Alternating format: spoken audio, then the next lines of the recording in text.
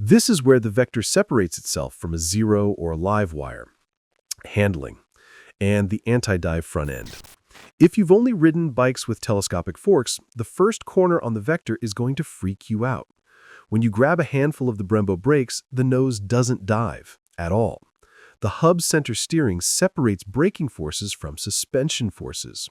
In my experience on technical descents, this means you can brake absurdly late.